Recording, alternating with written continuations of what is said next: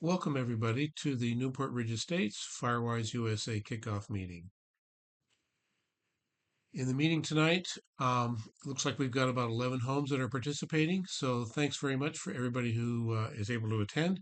And we're recording this session so that other people who weren't able to attend can see it. The speakers tonight are going to be Joseph Kennedy from CAL FIRE. He's a fire captain in the land use planning, lives in the local area here, and is the Firewise USA representative for a lot of Southern California. On the line here, we're also going to have James Gillespie. He's the Newport Beach Fire Department fire marshal, and he and his team have been helping us get this set up and will guide us through different steps of the Firewise USA program. So just as a primer, Newport Ridge Estates, all the homes were built within a year or two in around 1993, 94. There's 38 single-family homes. The majority of those homes are two stories. There are a number of single stories as well. This is a Google Map view. Shows that we have Newport Ridge Drive West is over here on the right-hand side, and it does have a number of trees and bushes along there. Terrace Ridge has a number of trees and bushes along our perimeter. And then, of course, El Capitan Park is on the left-hand side here. This is a view of the roof, and at least off of my roof, showing other houses in the neighborhood here. They're all a very similar style. They have, fortunately, a non-combustible roof, which is great, and they have stucco on the side of the houses, and so that's all very well protected from fire. Um, but as you can see, there's some roof vents here on all of these homes that ventilate the attic out of the roof. And that happens to be our major exposure. It looks like um, these are photographs of the original vents that were provided by the builder. They look pretty similar, probably are going to be identical from house to house in this neighborhood, and they come in two styles. My house happens to have five of these smaller and two of the larger vents. Now, what we can do is we can actually place over the front of those vents, we can place these vent covers. And the great thing about the vent covers is that you can just apply them to the existing vents. You don't have to rip up the roof. You can just apply them over the existing vents. And they happen to have on the backside this 1/8 inch mesh, which is what's required. The ones that the builder installed have a 1/4 inch mesh. And unfortunately, the 1/4 inch mesh will allow embers to intrude.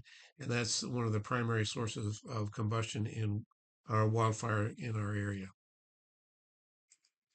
This is a quick map showing the areas that Newport Ridge Estates HOA has responsibility for inside the community. And then we're surrounded by a master HOA who handles these blue areas.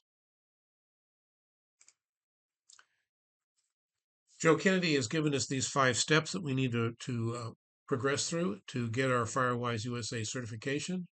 First, we're going to form a committee and a board with interested neighbors.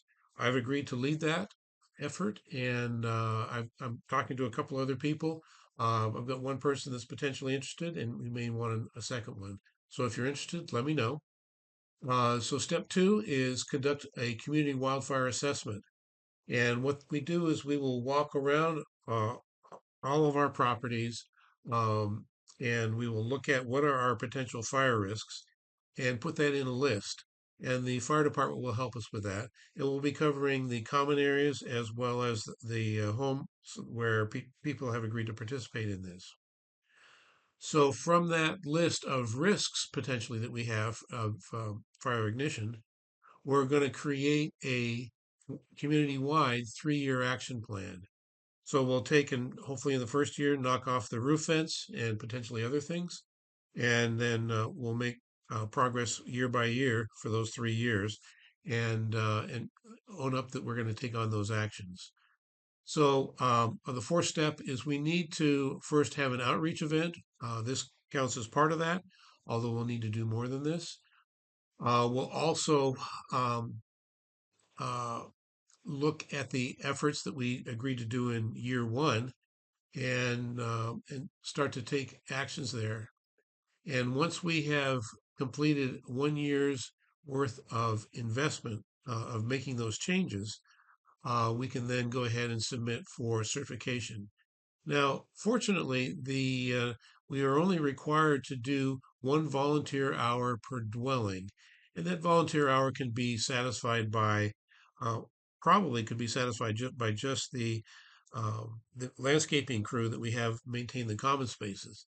But we are also going to want to do things like upgrading our vent covers or upgrading the vents and things like that. Potentially even removing some of the wooden gates and replacing them with non-combustible gates. But there's a number of different things, and so we'll go through that when we have more information. But these are the 5 different steps that we'll need to take, and we'll need to reapply for this annually. And we'll show what we did in the previous year, show what we are going to be doing in the next year or two, and that'll be reviewed by the Firewise USA board, and then they will grant our next annual certification if we have done enough work. So that's what Firewise is all about. It's nominally starts out as a 3-year program, but it will go perpetually from year to year. And once we are able to gain this certification, the primary benefit is that insurance companies recognize it as an improvement and reduction of risk and should make it less likely that people in our neighborhood would get dropped from their insurance companies. Insurance companies are promising some premium reduction, although the premium reduction that we've had anecdotal data from, it was pretty small. So it's really more about maintaining our insurance coverage. So that's all I have to cover in this. I did have a recording of the meeting with the video and the slides and all the discussions. But unfortunately, I didn't start that until a couple slides in. So we're going to miss a couple slides, and that will, but the balance of the meeting will follow right behind this. Can't be just a circle. It has to just be that defined boundary. That's kind of the beginning of it. Now, your next thing is your community wildfire risk assessment. 38 homes is going to be easy to do this. You really don't have to do the entire community because your homes are all same era, similar construction, similar features, very similar, correct? Yep, that's right. So now 38 homes is not going to be hard to do. When we get into 1,000 homes, I just left a meeting where they have 516 homes.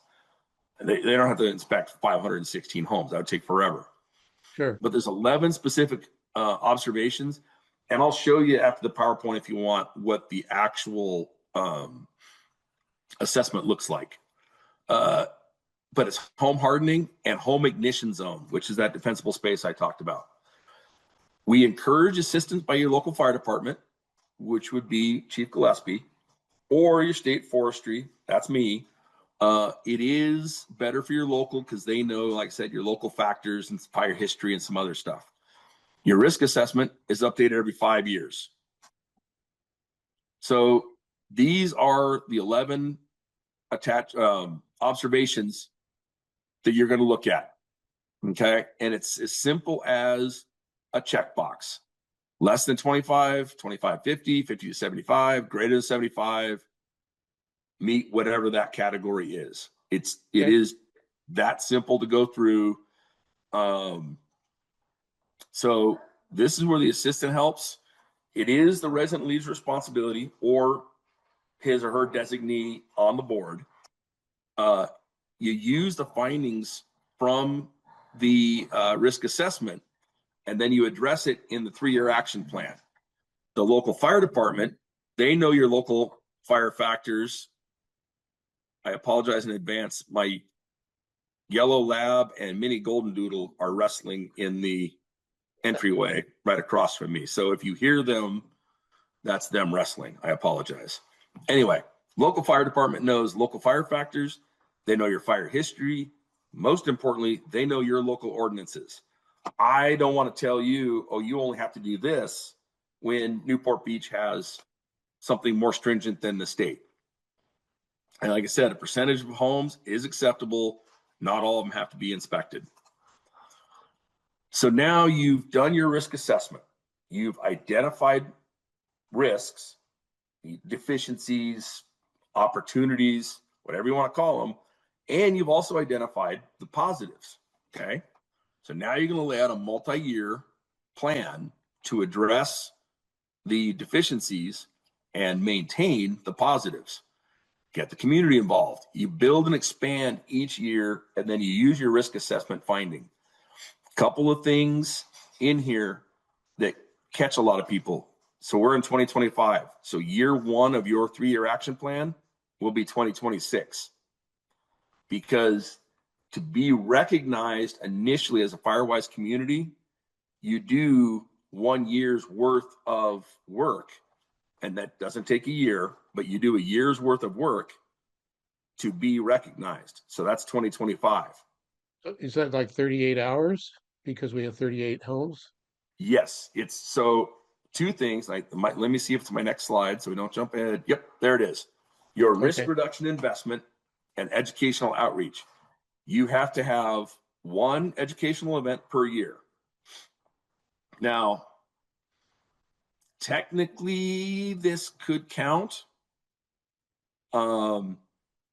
because here we are, educational outreach. Now, maybe your next board meeting, you provide this information to whoever shows up to the board meeting. Or if you have a community newsletter, you put this information into a community newsletter. Yeah, we do that Your for every 1 board hour, meeting. So we I'm could sorry, do what? that. We do that for every board meeting. We send out information, so we could do that. So there you go. So there's Yeah. your educational outreach done. 1 hour per habitable dwelling unit per year. So each resident has to do a minimum of 1 hour of work towards home hardening, defensible space in your ignition zone work, 1 hour per year. And that's the minimum. I have a pretty small backyard and I spend at least an hour on my own yard.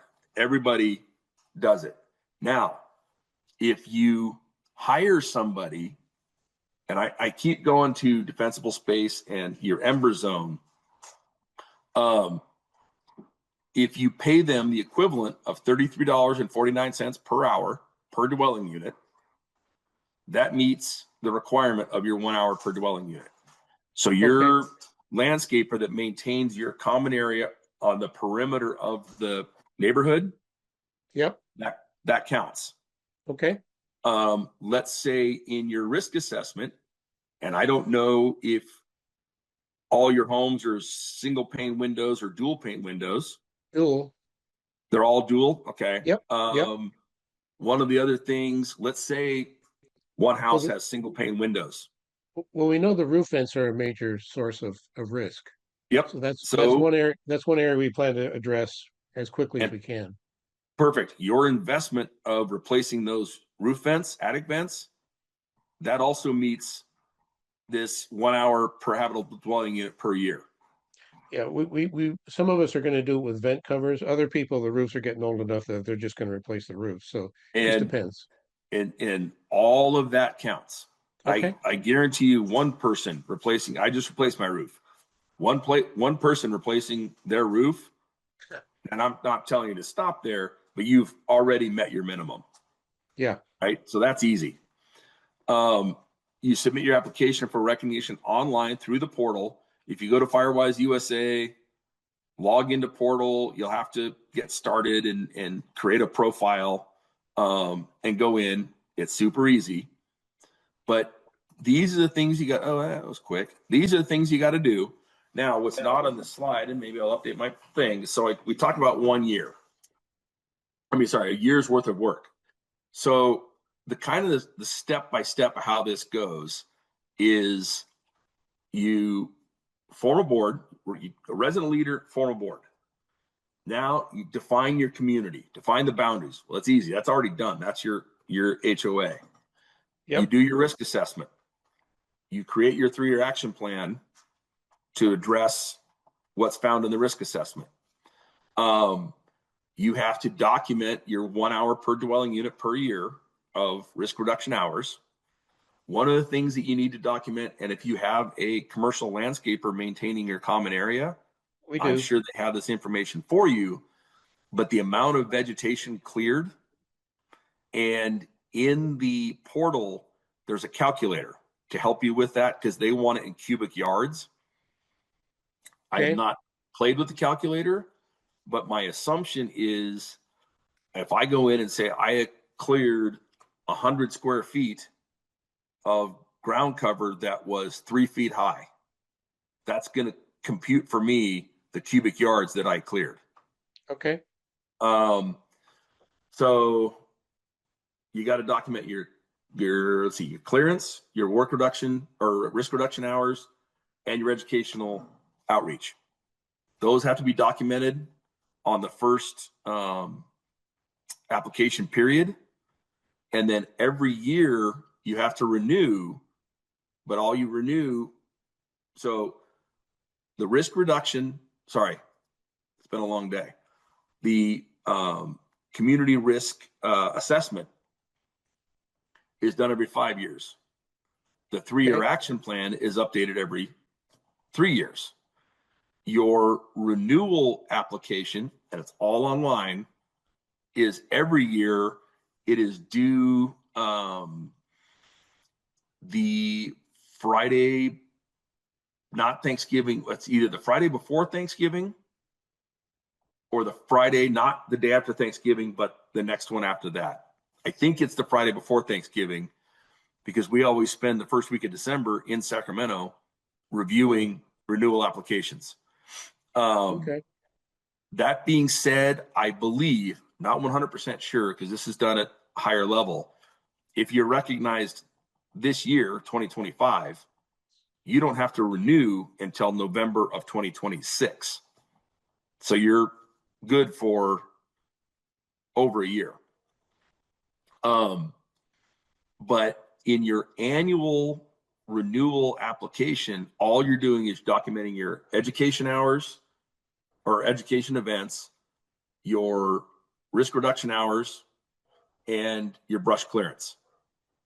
You document those 3 things, and that's your renewal. Now, in 3 years, you have to submit a new 3-year action plan. In 5 years, you have to update or submit a new risk reduction form.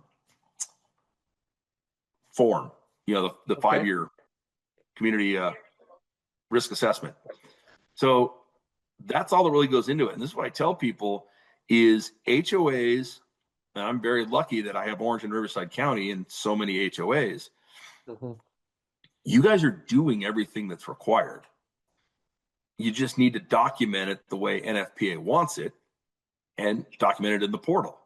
Because the brush clearance, and I keep going back to that because that's the easiest thing for everyone to meet, is HOAs, and they have their CCNRs about beautification and aesthetics.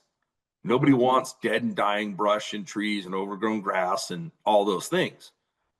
Right. They're required to do that. The HOA maintains the common area already. Well, they do it for aesthetics, but it fulfills the requirement for the defensible space stuff and the brush clearance requirements. You go above and beyond and do your attic vents, or in an older community puts in dual pane windows. You change out your attic, the windows, the attic vents, the roof. One of the things, if you have combustible material against the house, fences, gates, walls. We have a lot of wood gates. Yeah. So now if the wood abuts the house, that is something that will be documented in the risk assessment. Mm-hmm. And the 3-year action plan will be to address that. And it's 3 years. So a third, right? Okay. All right. So it's not everything in 1 year. This is where your local agency, Chief Gillespie, helps with what their code is in terms of replacing it with block wall, vinyl, non-combustible material. But that's in the Zone 0 regulations that are coming out one of these days.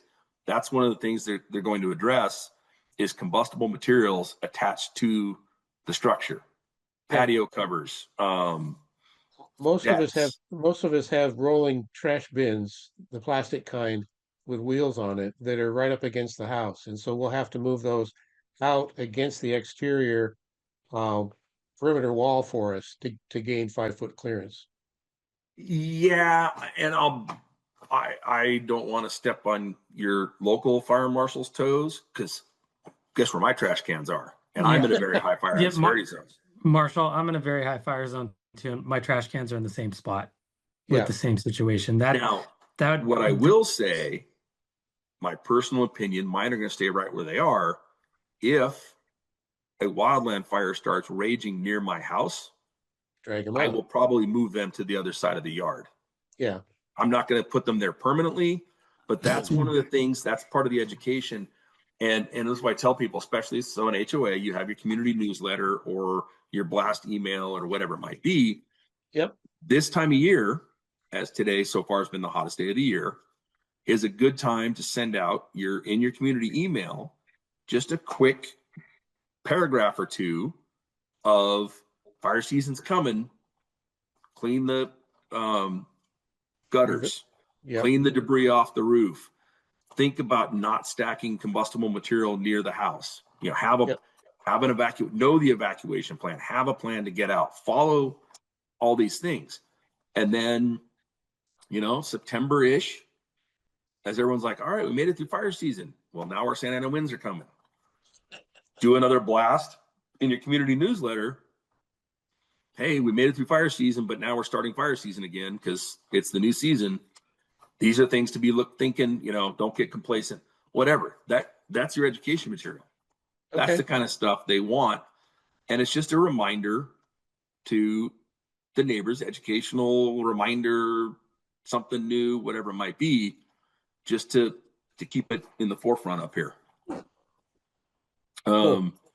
So here are QR codes. If you can see them, readyforwildfire.org is our website, among others that CAL FIRE has, that'll take you to a bunch of Firewise information. This is the Firewise website, NFPA, Preparing Homes for Wildfire. And then this is the Safer from Wildfires Insurance Commissioner's website that also has some good information on it. And then that's my contact information. One thing particular, talking about your attic vents, if people are uninterested or ambivalent about their attic vents, there are some very, very eye-opening videos on YouTube from IBHS about the attic vents. And I know it ain't cheap. I'm going to think about it for my house, but I know it's not cheap, and my house is not easy to get in there and do it. But there are some very eye-opening videos on what different types of vegetation, how close to the house they can be, mulch ground cover, letting, you know, dead pine needles or leaves in your gutters or on the roof, to what can happen, because direct flame impingement's one thing. What's really affecting all these houses that we're learning through research is the embers that get out sometimes a half a mile ahead of the fire front, land on somebody's fence, somebody's roof, somebody's mulch, and then spreads. And then you have house-to-house ignition. As one house starts burning, it spreads to the next and next, etc. So those are the things we're trying to stop. Makes sense. How about the vents into the garage as well as dryer vents and fireplace vents? Where does that stand in the hierarchy? I don't know code, so that's, again, rely on Chief Gillespie for that one. Okay.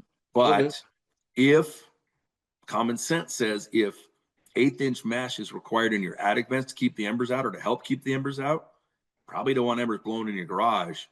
1/8-inch mesh is probably a good idea. Yep. Dryer vents, same idea. You know, keep the embers out of the lint that none of us rarely ever clean out of our dryer vents. So Makes sense. Okay. if you want, I have the 3-year action plan and the risk assessment that I can pull up and kind of see bigger. You know, it's not they're pretty self-explanatory once you look at them. Yeah, I've looked at it. I don't know that we need to Okay, go into that's the fine. details here. Yeah. So any questions?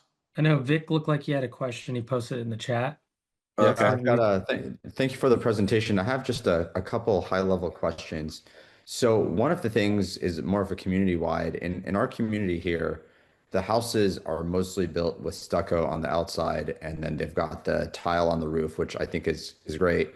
My house, like a handful of the houses, has basically a 2x4 where the stucco ends and the tile begins at the top. The gutters are attached to that. Half the houses don't have that. They're stucco all the way up. Mine has that wood 2x4. We I we did all talk have to some. we all have fascia boards. It's just some of them are Oh, hidden by the gutters. oh, okay, okay. Yeah. So my question with that is, I talked to my painter, and I guess there's some chemical paint with lead and other stuff in it that they can put on there so that that wood doesn't catch on fire. But you're not allowed to buy that in California. So I guess people are like smuggling it into California from Arizona. So my question is, if you're in California, what do you do? And I mean, first of all, is that 2x4 area, right between the tile and the stucco, is that an actual threat? And if it is an actual threat, what do you do to harden that little 2x4 strip of wood around that area? So that's my first question. Vic, I could tell you, talking to the wrist industry, when you look at a 2x4 nominal piece of lumber, they're not catching on fire too easy. Okay, So as long as it's not rotting, dried out, anything correct. else, I wouldn't sweat it too much. Your insurance company may look for otherwise for like an enclosed or boxed eave in that Okay, area. But for as far as wildfire risk, if you've done the other things in okay, that 2x4s which catch it on fire, the direct flame and radiant and convective heat are so significant that maybe those other mitigations don't matter. okay. I appreciate that. That's great to know. And then my other question was about plants, both at our houses and more generally. So where we are up here in Newport Coast, obviously it's beautiful. There's a lot of plants and all that stuff. One of the things is there's, at least here, there's a lot of community, not our community, master community, pine trees that are all around the perimeter of the community. And so, we do have plants up against our houses, which is one part of that question, which, are we supposed to take away all the landscaping? Just trying to understand that piece. And then secondarily, to the extent that we've got all these pine trees that are basically like 10 feet out from our backyards, are those things, what kind of level of risk do those have of catching an ember and then, falls on your house or burns or something like that? Yeah, so I would say with the let's start with the immediate zone and work out. So that first 0 to 5 feet from your structure. Yeah. Um, so AB 3074 passed a few years ago, which was an assembly bill that said the Board of Forestry has to develop regulations Okay. pertaining to Zone Zero. They didn't, they sat on the egg for whatever reason and never came up with the regulations until Newsom issued an executive order this year post Palisades fire that said that that regulation needs to be developed. So to date, I believe they've had 3 board meetings with public comment that I have sat in all 3 of them debating anything from a 18-inch plant to being 18 inches from a window. And they have yet to give us clear direction on what that looks like from a regulatory standpoint. And from a regulatory standpoint, based off a separate assembly bill that a modified AB 3074, Zone Zero will go in effect once the regulations are developed, which we anticipate that being January 1, 2026, but that will be in effect for new construction first. 3 years later, it would be retroactive as far as a regulatory agency like the fire department coming in telling you, hey, you have to do Zone Zero. Having said that, insurance companies are already asking for it. So if you have insurance or you're trying to maintain insurance or you're trying to stay off a drop list for insurance, that is one of the big things we see them asking for. And I will share the information with Marshall, but kind of the best guideline that's out there right now is the IBHS, Institute for Business and Home Safety, Wildfire Prepared Home methodology, and it is being recognized by insurance carriers. And I know that because I've had homeowners that live in Newport Coast and said, hey, my insurance company is telling me I have to do this if I want to keep insurance. Now, it's not enforceable by me. It's not enforceable by any of my deputies, but it is out there. second question with the pine trees. Not all trees are bad, and it depends on how they're maintained. If they're limbed up, if they can be spaced out, if they can have shrubs that maybe aren't below them, or to where the 3 times the height of the shrub, the pine tree is cut up so we don't create ladder fuels. There's some risk reduction in there. Ideally, so just knowing Newport Coast and dealing with it intimately, they wanted to create the urban forest overnight, so they used a lot of cheap, fast-growing trees to make it look as beautiful as it is today. So that's something I think long term a lot of folks are looking at, including the Master Association and the city are definitely looking at ways that we can collaborate to reduce those and maybe clean up the area. I know we've already done some projects in different areas of Newport Coast, but to answer your question, is it ideal? Who knows what that tree would do in a wildfire? Where are the embers coming from? What's the wind direction? What's the relative humidity? All that stuff comes into play. It could be a factor. It could not be a factor, just depending on the wildfire. Okay. Thank Does you that all for help? the information. Yeah, it is. Thank you very much, Saul. So real quick, if I may, I'm going to share my screen again. Back to the zone 0 thing. And to Chief Gillespie's point, yeah, are you seeing okay, you're seeing my screen, right?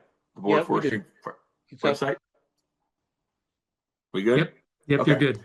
So 3 years ago, I was sitting in the zone 0 meetings with the board, and they literally were trying to decide plant by plant what you were allowed to have and how tall you could have it. It was mind numbing. And then it kind of fell off. Other things came up. And the chief is correct. They, under executive order from the governor and frankly the state fire marshal, tried to take it away from the Board of Forestry, which I think is what stirred up the executive order to get the board going on this. But if you come over project, so it's bof.fire.ca.gov if you want to look at this stuff. Projects and programs. Down here, defensible space, zone 0, 1, and 2. And here, where did I find them? They're there. Here's the webinars and the meetings that they've already had on it. So if you want to go and see what they're working on, I would drink plenty of coffee and no-dos before you do. But there it is if you really want to know. And one of the things, and this is why insurance companies are, that frankly, in this conversation came up in my last meeting out in Lake Elsinore today, is and part of the question with why it's taking so long is new construction, it's easy. From now on, you will not do this. The hard part is how many hundreds of thousands of homes are there that will be they'll be affected. And this becomes an unfunded mandate. So that's what they're trying to work around. It's the insurance companies now, they're enforcing this. They're aware of it. It's out there and published, so it's best practice. And the insurance companies are the ones that are pushing it, and probably pushing it harder than any ordinance that is passed by the board or any rulemaking process. But there is the information under projects and programs if you're interested. So. Well, thank you for sharing that. One more question as you're sharing that. So given the houses that we have in this community, given their tract homes, so they're all built the same, is stucco flammable? So when you've got a wood fence against, the stucco or something like that, I mean, that's cement, right? Like, is that flammable? Eventually. But the wood fence portion, what they're calling out is no combustible fences will return to the structure. And to Captain Kennedy's point, one of the points they're arguing right now is, let's say that you have, like in my house, I have a vinyl fence running down the side, and then I have a vinyl fence, but it doesn't connect directly to my house. It actually connects to a concrete portion before it gets to my house. Okay. Where's the line? Is it not connected to the house, so it counts? They're still discovering that. But ultimately, anything combustible touching the structure, they want out of there, no matter what the siding is. And one of the things with that, and that's stucco is, and not to be too technical, everything will burn at the right temperature. But what you what the concern with the flammable material right up against the house, wood fence, is the stucco may not burn, but what if you have an impurity or a chip or something in your stucco, or more importantly, the flames coming off of that fence and embers coming off of that fence go up, and now your fascia board with your rain gutter typically will not carry fire, but you have direct flame impingement from your fence that now it heats, now it ignites, now it's carrying fire, and it spreads into your attic and whatever else. And those, it's the step by step, and they're trying to break the chain of evidence, chain of fire, chain of whatever. That makes sense. That makes sense. Yep. Yeah, you want to remove the path of fire so that it doesn't lead up to your house. Yes. All right. Does anyone else have any questions? And on that note, I do want to say that with the new maps that were released, we are hosting we hosted an event Monday at City Hall. We are hosting another event, and I believe we changed the date to June 12th at 6:30 p.m. at Oasis. This will be an in-person meeting. But yeah, June 12th, 6:30 p.m. Oasis. And we'll be hosting it there for an in-person meeting to cover the new LRA maps and very high fire hazard severity zone and what all that entails. So just letting you guys know, we will be hosting that to do the community outreach specific to that. I had a question. It's great if we're all more protected and do the events and, what we can. The landscape part's hard because our side yards are probably only 10 feet wide. Mm-hmm. But what are you at liberty to say what's being done in some of the other developments here around Newport Coast? So that if they go up, we don't. We have communities that have homeowners are going in and doing bulk buying or bulk purchasing to have all their events replaced. So they have, if you go visit the Newport Beach Fire Safe Council website, they do have listed vendors on there. But we have communities that are doing that. We've had communities that have removed in their common areas more than 800 trees. We have communities that are doing everything that's out there, they're going, but I don't think I'd say 90% of the communities up there are taking action in some way, shape, or form. Okay. Certainly the devastation of the Palisades fire was horrible, but people's antennas are up. And this is stuff that I know that Captain Kennedy, my staff, and myself, CAL FIRE, we've been trying to get folks to see this stuff for the last several years. And we want to now people are taking action and hopefully reducing that risk.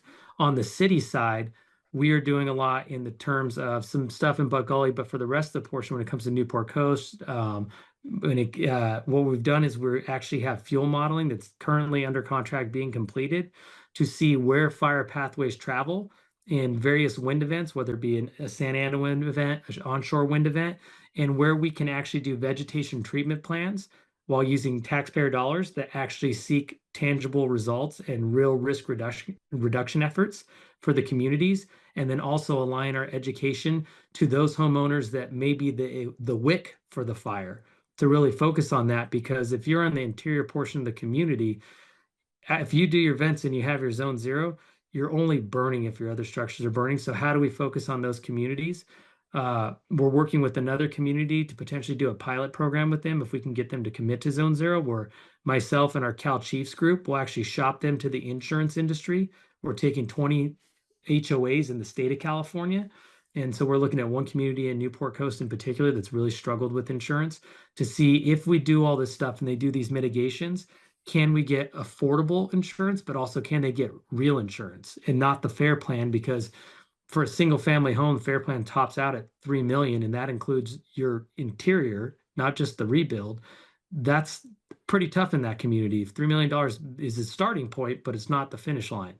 So how do we get back to regular insurance? So there's a lot going on. And when I say a lot, I mean, this is we've been ahead of this curve doing this stuff, but now it's just on the top of folks' minds. So we're trying to capitalize on the good faith and really educate the community for a foundation that results in long-term success. Chief, if I could ask you one more question, apologies for all the questions, but I used to live up in Ziani before I moved down to Newport Ridge Estates. And when I was up in Ziani, you guys actually fought a fire up there. It had shut down the 73 and everything. And Uh-huh. I don't know what the final outcome was, but at least when we were there and we were talking to the firefighters on scene, they said that they believed it was someone from out of town, one of the hikers up there who had thrown a cigarette or a bottle or something like that, and that's what set that thing on fire. I don't know if that was the final determination, but that's what they had believed at the time. What's being done? I mean, there's a lot of people who come up and use those trails and this and that, and I mean, you see people doing stuff up there that, the locals aren't doing. What's being done to try and prevent, if a fire starts, I mean, I hope it doesn't start in Newport Ridge Estates, but to the point Kim made, it's probably less likely to start here and more likely to start up there and then come this way. Well, what's being done with those, out of towners who, maybe may not be as informed or be as careful? You know what? When it comes to that, because are you talking about the entrance right there at Ridge Peak as you pass the awning and you go into the actual Yes. park? Yes. Yeah, so we don't have regulatory authority over the actual park Huh. as you go inside, so folks can go up there. I know that the parking up there has been a big debate for a long time that I know the council has dealt with, and I believe Will, when he was on the council, dealt with it. And it was one of those things where they wanted to continue to allow it. The one thing that I'm leaning towards doing, and which I did in the previous jurisdiction, is posting signs for it being a very high fire hazard severity zone. And then on red flag days, we already have patrols out there on red flag days, both volunteer and my staff as well to drive around, but also having it to where we can actually put red flags on those signs to identify that, hey, this is a very high fire hazard severity zone. It is a red flag day and you shouldn't be in the park, just to raise more awareness. The flip side to that is if someone intentionally wants to start something, we just give them a great X marks the spot. Wow. So it's a balance, but yeah, there's not a lot we could do to police public open space. Unfortunately, you guys live in a beautiful community, and the cost of that is that people want to come visit. Is there anything that, how everyone's putting the flock cameras up for a crime? Is there anything like that for infrared or anything for fire that might detect fire earlier? Yeah. So we have some on Signal Peak already for Alert California cameras, and we're working with them currently to get more. So we plan on getting some more in Newport Beach. Absolutely. That's great. Hi, could you repeat that website for the events that the city that people are using? Replace Yes. events for the Yeah. vendors? So if you just Google Newport Beach Fire Safe Council, they have that information. And in full disclosure, they are a great group of folks, and I know many of them personally now, having worked with them, and so they're doing a lot of great work. Due to ongoing litigation with your master association, we are not allowed as a fire department to participate on that council currently until that litigation goes away. But I will say that they are doing really good work, and I know folks on there, and so they are posting companies that they've used themselves and vetted.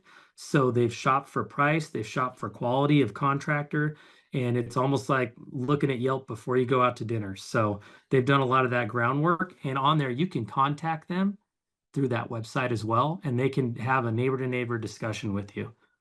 But Marshall, isn't it Okay, true that thank you're you. going to take some initiative within the larger community to see about, like a bulk approach to getting that done?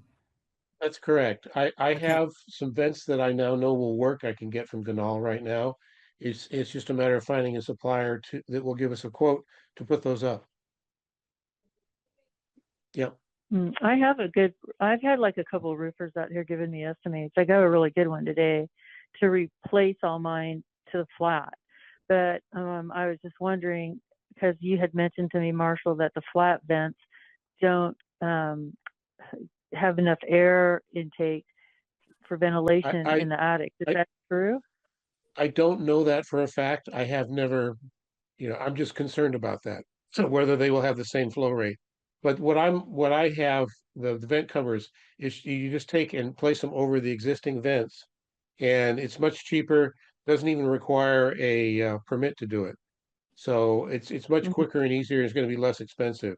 But if you're going to be redoing your whole roof, then it makes sense to do it when you do that. But I'm trying to do Mhm. something Mhm. that's going to be quick and as inexpensive as possible, and is something that we can do quickly. rather than waiting a couple seasons till all the roofs get redone.